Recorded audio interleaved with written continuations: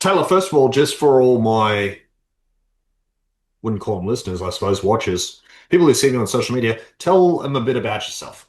Well, I'm a man, and that's all I proclaim to be on my social. It's typically women that follow my stuff. Like I said before, like 91% women, and they just want to know, like, what is it? What does a guy really think?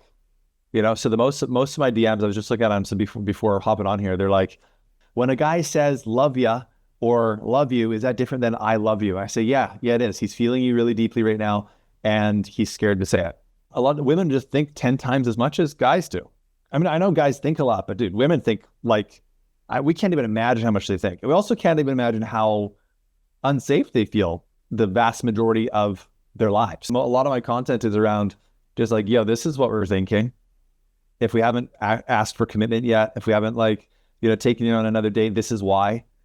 And I'd say like the biggest thing that I keep come back to in my content is like I try to help women stop wasting time. And guys do it to a certain extent, but women will wait around for a long time thinking a guy's gonna build up attraction or it's gonna change. And I'm like, no, it's just no. He knew within 60 seconds of meeting you if he was gonna pursue or not. And just because he is physically intimate with you, that means nothing when it comes to commitment.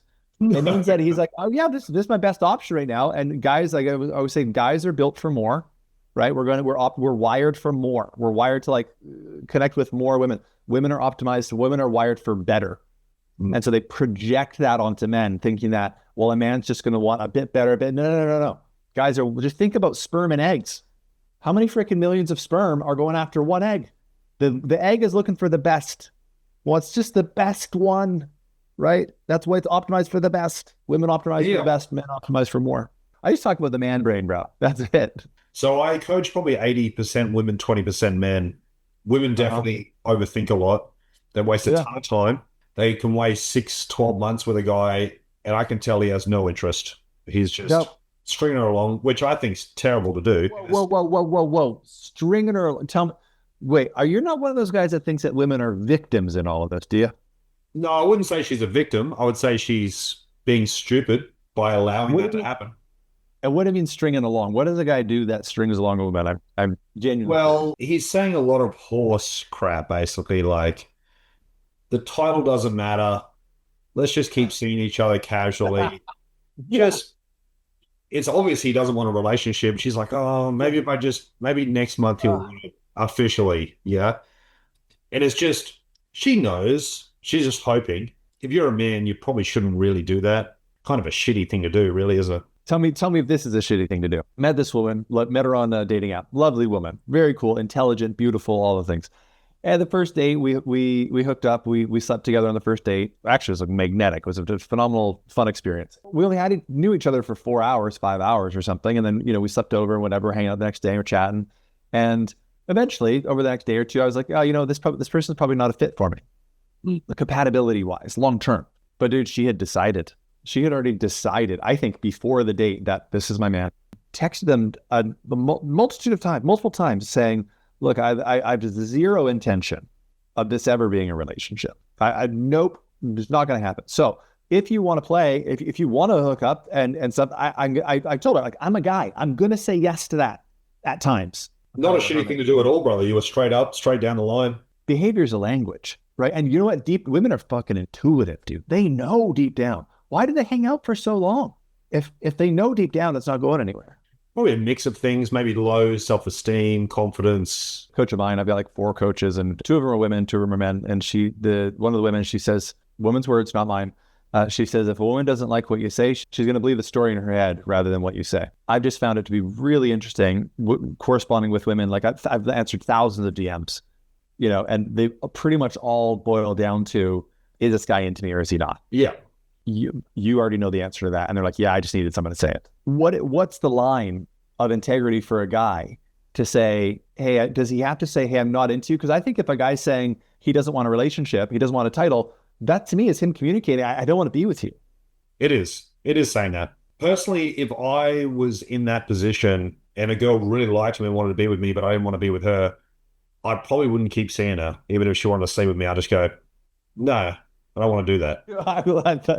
I love that in theory, but was 11 o'clock at night. And she texts you and she's like, Jakey Poo, I If know you're you're really, single. yeah, if you're really lonely and being single for a while, you'd probably do it. The, Here's another question for you. If so a lot of girls say, is this guy into me? Is this guy not into me? Whatever.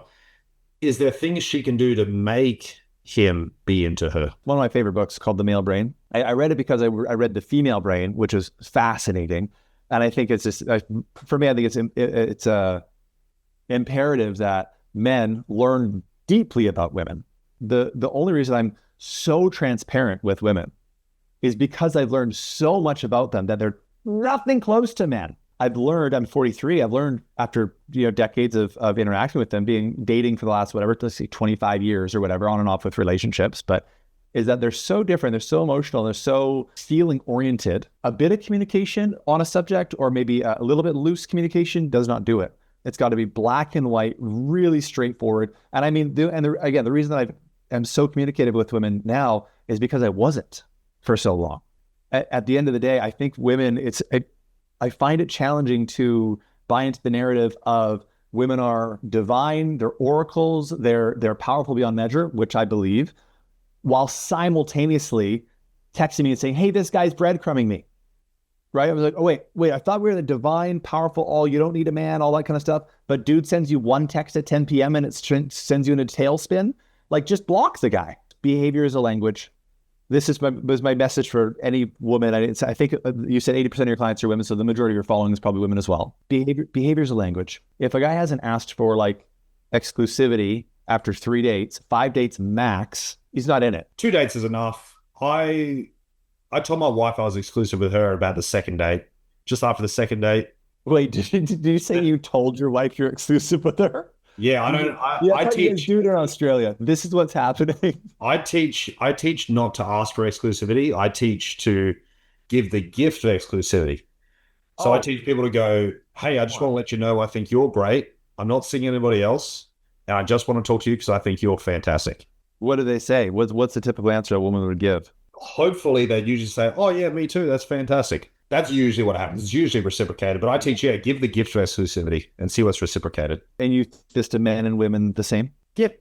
I get asked a ton by women, how do I get him to ask for exclusivity? Should I ask for it? Is that putting me in the masculine? Who do you suggest starts the conversation around commitment? Ideally, I want the man to give his gift of exclusivity, but she can give the gift of exclusivity, but don't ask for it because asking for it sounds really needy. It's like really trying to pull that reassurance, like, yeah, are you talking to anybody else? It's very needy. It's sort of insecure sort of feeling behind it. But if you just give you a gift, say, hey, I'm exclusive with you. Just want to let you know. I teach also the first I love you should be said in about 8 weeks, and I want the man to say it first. Wait, what? Tell me more. This is awesome. So 8 weeks, I love you, and then you have the boyfriend-girlfriend conversation where you become an official couple. So exclusive around the 2-3 dates, and official around the 8-week mark. What the frick does exclusive mean if it's not boyfriend-girlfriend nowadays? It just means we're not sleeping with anyone else? Yeah. Okay, and how long to wait till, get between the sheets? Oh, straight away. Yeah. Whoa. Yeah. So what I teach is do it when it feels right. I teach don't put a time on it. So out of the thousands of people I coach, brother, almost probably about 90% slept with their ideal partner on the first date, about 90%. I don't tell them you got to sleep with them on the first date, but I say, hey, when it feels right, do it. Trust yourself. If you really want to do it, the night's magical, there's fireworks, and you want to do it, jump in. Don't hold back. Holy cow. I couldn't disagree more. Tell me. Because most of my followers are women, is they roll in there and they're feeling whole, they're feeling good, they're in touch with their intuition, all that kind of stuff, and they're not sleeping together for some need for validation or reassurance or connection or feeling that's all that they've got to bring to the table. Then they also are comfortable knowing that their biology is going to tell them to stay attached to this man for the next 2 to 3 weeks after that act is done. And there's going to be a bit of a fog, and his red flags are going to look like yellow flags, and his yellow flags are going to look like green flags, and green flags are going to look like, holy shit, we've had 17 past lives together. So if I'm chatting with a woman and she says, how long should I wait before sleeping together? I say commitment. Like this dude has said, you're my person, boyfriend, girlfriend, let's go. The whole exclusivity thing I think is interesting. there was this it didn't really exist when I was a kid. It didn't really exist where you go, okay, we're exclusive and then we're boyfriend girlfriend. I Yeah, think often happen at the same time. Yeah. for what I see is women are trying to pick between, is this guy into me for commitment or is he just into me for intimacy?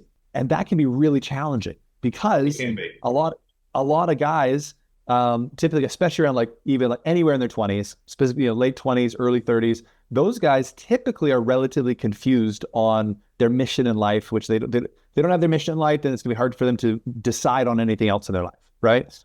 And so they do this wishy-washy thing where I see then women who are 22, 23, 24, 25, 26, 29, and they're farting around for 3 years, waiting on a guy who's half in, half out. Then he goes on a trip and marries someone else anyways. And then by that time, the woman's 33, 34, 35. And she's like, shit. I think the ultimate filter is we're in a relationship and then we sleep together. And simply from a safety mechanism of weeding these guys out, only because my mind on when I'm on women's side on this, I'm always on women's side. I'm on both people's side, but my followers are women, is like, if I'm on their side, I want to help them save time. Because I think the biggest impediment to women in dating these days is wasting time. One thing I do to help them filter out is only high value dates.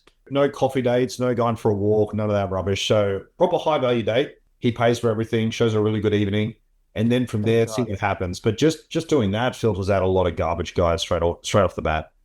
That's for sure. Okay, so let's say a guy says, hey, you want to, some guy proposes a low value date to a woman via dating app, Instagram, whatever. Yep. How do you suggest women a response to that? Trying to upgrade the date. So a woman should say something like, I'd absolutely love to go on a date with you. It'd be awesome if we could do something a bit more thorough and share a meal together and have a bit more fun. So it's a better evening kind of a thing. I would think so, because I think a lot of guys, even on dating apps, have trepidation around asking for something big. And they're like, how about this? But in reality, they probably want to, if they've chosen to spend their energy and resources on this woman, they probably want longer time with her. 100%. A lot of guys think that girls want a low value date because they're also nervous. I agree. So what's the solution to the dating epidemic that faces us today?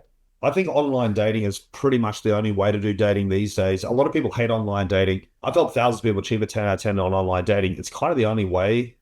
Trying to meet someone organically is very challenging. No one goes and talks. What do you mean it's challenging? You go to the cafe. Hey, how's it going? Not many people do that. I know in theory it's easy. You just go and talk to someone, but how many guys go and talk to girls these days? Do you remember 15 years ago? I remember dating 15 years ago and you just walk up to a girl and start talking, but that doesn't happen anymore. Oh, interesting. Yeah, I had this, a woman visiting me here in Kauai. You got to kind of like fly him in here. It didn't go that well. After day 3, we decided it wasn't going to, go anywhere further. So we cut our trip a bit short, but it was fun while it lasted. We had this time where I was going to go for a massage. She was going to go for a massage, had her dropped off at a cafe while I was getting my massage. 4 guys came up and tried to pick her up.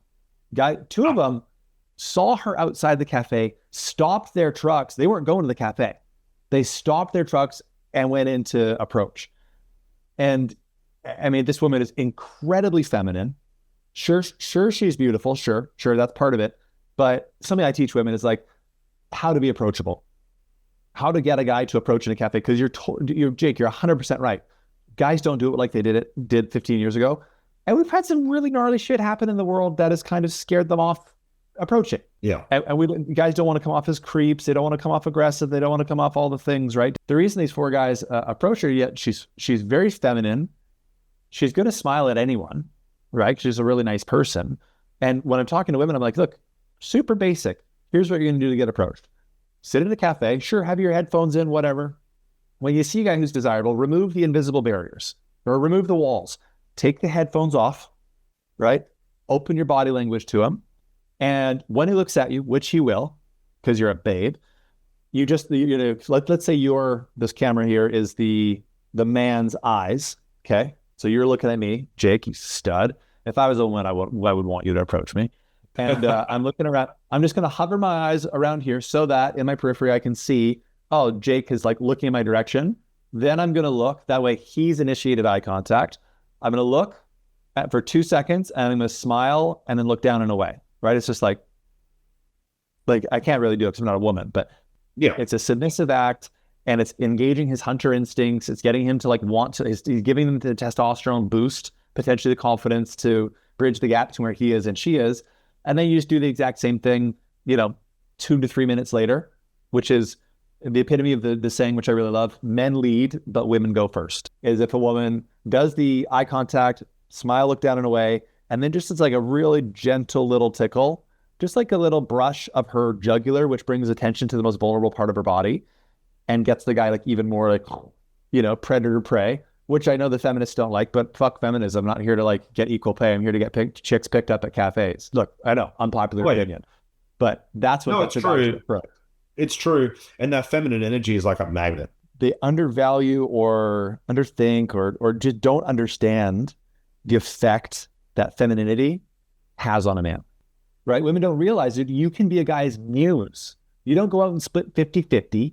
You let that fucker pay for you. You let him, it's going to give him the most incredible satiation, the most fulfillment, paying for you.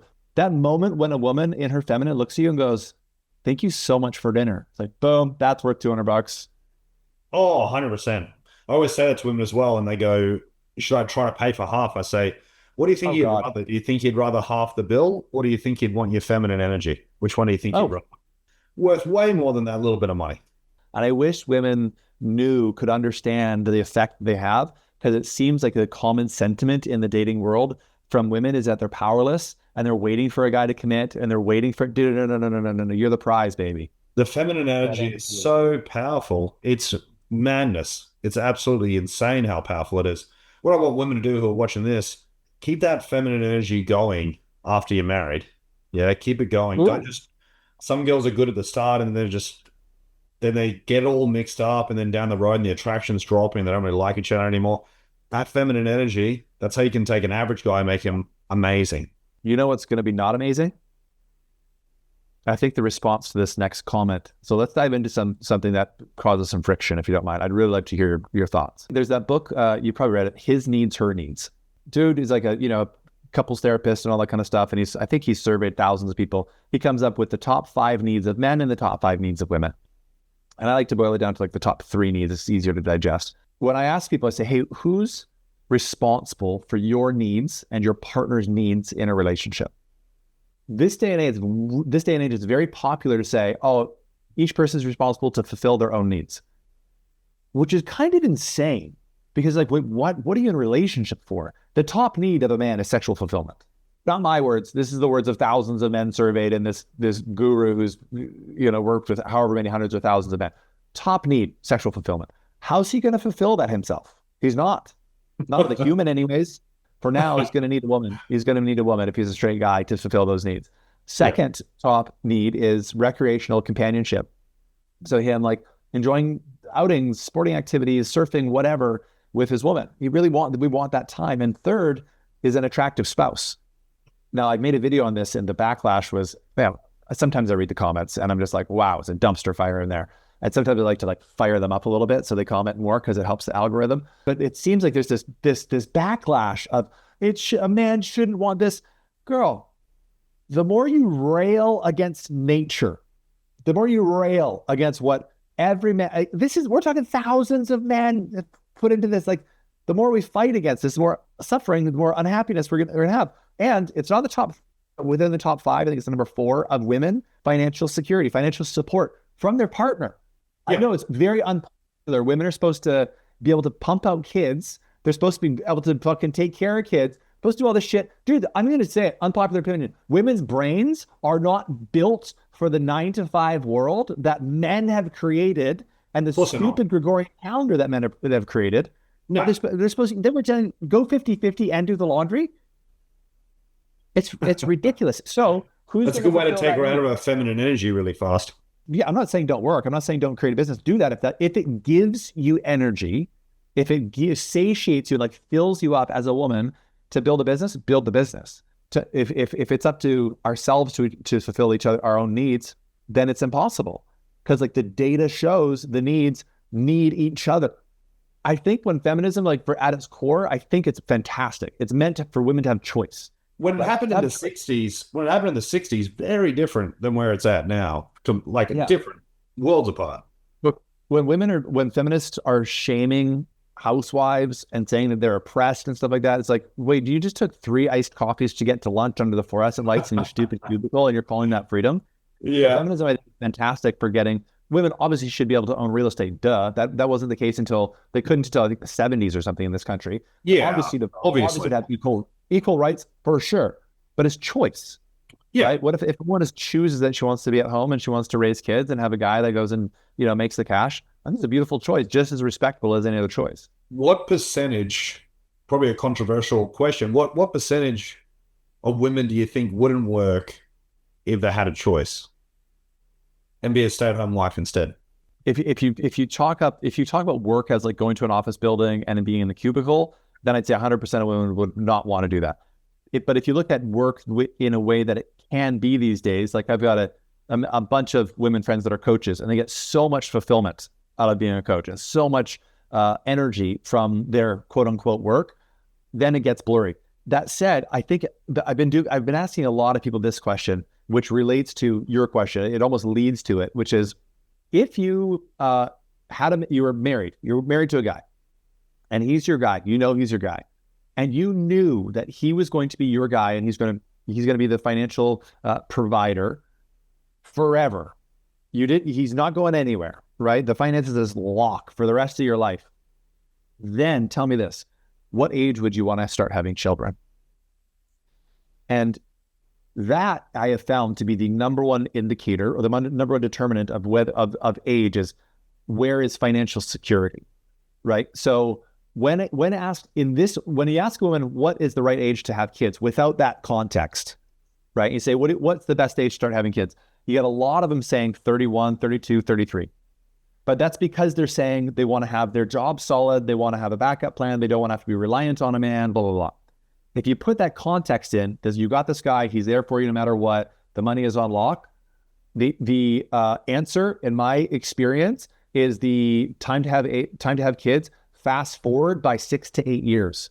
So you get answers like 22, 23, 24, 25, 26. I think maybe 27 or 28 is like the high end that I hear people answer with that relevant context. When I am making a big decision, business decision, life decision, stuff like all that kind of stuff, I do want to go to my mentors that are men. I want their mental input. But I've got my oracles. I've got 3 women in my life that I go to with any major decision. I go, what do you think? And they don't say, well, which one's going to make the most money? They don't say, well, which one do you have the most best time allocation for, and is in an adjacent industry? They go, tell me how it feels when I say this. And they might say out a sentence, or they might go guide me deeper into myself so that I'm still making the decision, but they're guiding me to make that decision. And then I can go out and lead. Yeah, women are fantastic guides. A lot of the decisions that I've made in my life, my wife has guided me. The house I live in, the car I drive. I made the decision. She's guided me to that particular decision, though. Definitely, with feminine energy. The Lamborghini? No. No. No, I got a nice truck, but she guided me to it. Because I was trying to decide between a couple of different trucks, and she goes, you look really attractive in that one. Oh! I bought it this same day, Taylor. I literally ran to the dealership. I need that car. My wife said, I look more attractive. I need that one. Yeah, you're so right, dude. I mean, this is what women need to know. PSA, ladies, everything we do is for you and for kids. Out of all that stuff, brother, what do you think we should be teaching little girls and little boys? Right here is the masculine. Okay, so this is someone who's solidly in their masculine energy. This is someone who's solidly in their feminine energy. And then right here in my nose is the middle. Everyone's going to fit somewhere on that scale. At the moment, my son's 4, right? I don't know where he's going to fit on that scale. Yeah, he's a little kid, right? Yeah. So I would love to teach and display and model ways of being that allow my son to be so deeply calm in his nervous system that he feels at home and confident wherever he ends up on that scale. If my son ends up being, let's say, a 7 out of 10 masculine, then I'm going to teach him to value the fuck out of what the feminine brings that he can't. Because if he's strongly in his masculine, The only thing that is going to be genuinely satiating to his system in the short, medium, and long term is a woman who is the same amount feminine as he is masculine.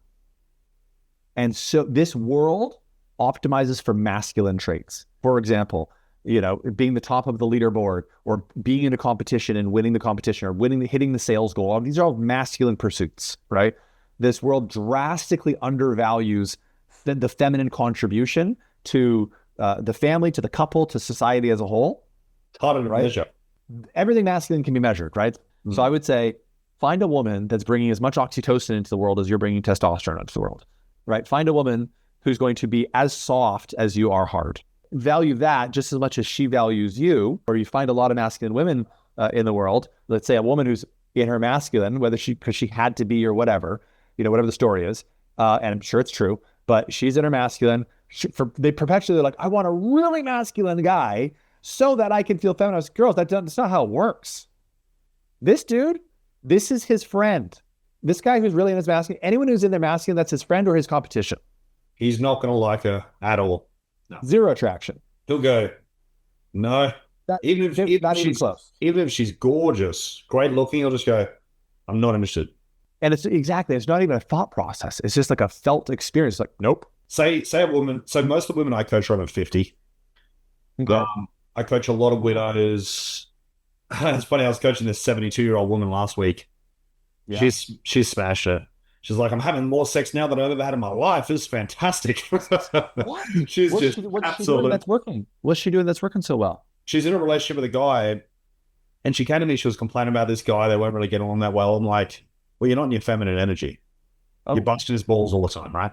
So I showed her how to be in her feminine energy, be nice, use nice feminine communication, stuff like that. Now he's very masculine. Now they're just doing it all the time, and this 10 out of 10. One of the most asked questions I get is, how do I get in and stay in my feminine energy? Yeah, it's a great question. What I find helps women with feminine energy, a lot of self-care stuff, taking time for yourself, self-care. You might have a few girlfriends who help you with your feminine energy, not make it worse. Basically all de-stressors when you think about it. Yeah. So they're less stressful. If you're really, really stressed as a woman, you're not going to be in your feminine energy. So a lot less stress. And then pushing a guy into his masculine energy, pushing to make decisions all the time, pushing to make every decision. So if he says, what do you want to have for dinner, honey? Oh, whatever you decide would be fantastic. Then he might say, no, you decide. No, whatever you choose will be absolutely perfect. Then when he makes a decision, she should heavily support that decision to make him more decisive. Oh, let's have pizza. Oh, yes. I was hoping you'd say that. That's awesome, right? Whatever he says, heavily support it. A lot of men, I think, aren't very decisive just from years of basically every decision they make is wrong, right? So heavily turn that around. And she did it. Now he's super masculine. I got a 10 out of 10. And when she first called me, she was thinking of dumping him. I'm like, this guy's actually a good guy. If you take a guy and you beat him with a bamboo stick, he's not going to be the best, is he? So many of the DMs that I get are asking about, what if this guy did this and this? I do not know what you're expecting of guys, but this guy sounds solid. Lock that down. The thing is, women can pivot because they're more in tune and in touch with their emotions more of the time. They could pivot like that, right? They go, oh, okay, got it. And they go do that with the guy and they get back to me. They're like, oh my God, it worked. He committed. We're in a relationship now or whatever it is. And it's simply, I love how you put it like that because it changes the dynamic from, for a woman being like, how do I get commitment? How do I get his attention? How do I get his desirability? How do I get? Just stop for a second and think, this man, in his mind, his experience of life is that he's out there doing his fucking best. He's out there battling. He's got the crazy ex. He's got the job promotion that he's trying to get. He's trying to get a business off the ground. He's out there genuinely battling. And he's putting a lot of time and effort and energy into that, which is actually really sexy for a woman to see that he's like really doing his mission. And then when a woman comes along and is supportive and she goes, hey, how can I support you most this week? Oh my God, give me a diamond. Human beings are typically wired to be very self-centered individuals. We're wired to be self-centered, but at the same time, we're extremely connected and we want connection. Yes. So we want what's best for me, but also I need your love really badly. So how can I get it? Yeah. It's like two things. Pivot it just for thinking. What if a woman had thought that if she thought, oh, this dude in his mind, he's out there battling it and he's coming home and he's taking off his armor He wants a soft place to land. One thing you'll enjoy, I've made all these blueprints for feminine communication, things women can say to men. So someone will say, this guy doesn't take me on a date. He doesn't take me on dates. It's like, okay, well, try this exact sentence, right? So using physical touch on the arm, or you use a bit of physical, soft physical touch, say, I would love if you took me on a nice date this weekend. That would make me feel so special. Saying in a soft way with physical touch, it works most of the time. The key line there, I believe, is that would make me feel so special. Ladies, you got to remember, we want to make you feel special. We want to make you feel desired. We want to make you feel all the things. And we're not mind readers. Just tell us what would make you feel special, what would make you feel awesome. Reaffirming him and being like, wow, that date was fantastic. I felt so special. I felt amazing. He's going to get in the habit of wanting to make you feel that way. He's planning the next date. At some point, you're not going to have to ask for the dates anymore, especially you keep affirming and giving him appreciation, which is basically men's rocket fuels appreciation. One thing that I see makes women a lot more attractive, I say, okay, you got to be in your feminine energy. Let that feminine energy shine, but at the same time, be high maintenance. Ask for things from the feminine energy. No, I don't want you to be easy. I want you to be high maintenance. I want you to be a challenge. I want you to go, I would love if you took me on a nice date. I'd love if we did this nice holiday. That'd be amazing. Coming from a place of positivity, instantly he's going to like you more. Yeah. If it's from a place of positivity, that is. Human beings, we typically like to put in just as much effort as needed to attain the reward that we're after. For a man, he's going to put in just enough effort to get laid. Right? If that's what he's out there, if that's what he's into it for, he's going to put out just enough effort to get laid. Meaning, if a woman asks for something high value, like asks for like a dinner date, and the guy says no, fantastic filter. Dude's out, right? Which is what you were saying earlier. Yep. And in relationship, you want to know how in it is this guy, right? Like, is he really in it, or is he just kind of like farting around because there's no better options around, kind of thing? And when you ask him, so like you said, from a feminine place, for something genuine, you say, this is how it's going to make me feel. If he doesn't do it, well, that's a nice snapshot of the rest of your life with this guy. And then we get into that place of, let's waste as little time as humanly possible, sift through, because at the end of the day, I don't know if you've heard this guy, Eben Pagan. Back when all the guys were learning how to pick up women and do the cold approaches and blah, blah, blah. Yeah. When it first getting popularized, this dude was the king of it, right? He was the king because I think he's probably 5'9", not specifically good looking, very, very average looking, but he crushed it with women. And so he taught other guys how to do it. And I got to chat with him. We were doing a joint venture with the other company that I have. I said, hey, Eben, you've sold 1 million people your products. 1 million men have bought his stuff. I said, all these years put into it. Now he's happily married for 15 years, swears by monogamy, absolutely loves his wife. He's got a kid and all that kind of stuff. I said, what did you learn in pickup artistry that you can apply to a great monogamous, fantastic relationship? And he goes, Taylor, at the core, you have to remember that in nature, so this never changes. In nature, men present, women choose. Yeah. And so what's happening nowadays is it's flipped. Women are trying to present, and they're trying to get men to choose, which is throwing off nature, right? And if a man is not presenting to you, he's not into you. It's also very unattractive. Sometimes girls say, I see a cute guy at a cafe, should I go and approach? No. I've had girls approach me before, do the cold approach. I'm like, fucking gross. Get away from me. That's disgusting. It's a total turn. It is disgusting. But dude, if a woman comes up to me and she says, like, just slips me her number or something like that, she gives me those like beautiful eyes, fucking, I melt. I'm not saying that, that I coach women to, if I'm talking to a woman and she says, should I cold approach a guy in a cafe? I would say, maybe it's just my logical mind. I'm like, look, if there's no way that you're ever going to see this guy again anyways, and he's not approaching you, have nothing to lose. Yeah. You got nothing to lose. Sure. Do the cold approach. Just give him your number and walk away. And then. Well, you know what that is? It's like dropping the handkerchief. Yes, exactly, dude. Exactly. And it's like, hey, I'm going to get his attention, but then he has to do the work. Men lead, women go first. Exactly. Yeah. That said, if you're going to a place where you know you're going to see that man again, you're not the one to initiate. You give him proximity, get in your feminine energy. Yeah. He comes to you. He feels like he's approaching you, sees you as high value, all the things. But, if you're out there, you're not going to see this guy again. Yeah, throw a handkerchief in his face or something. I love it.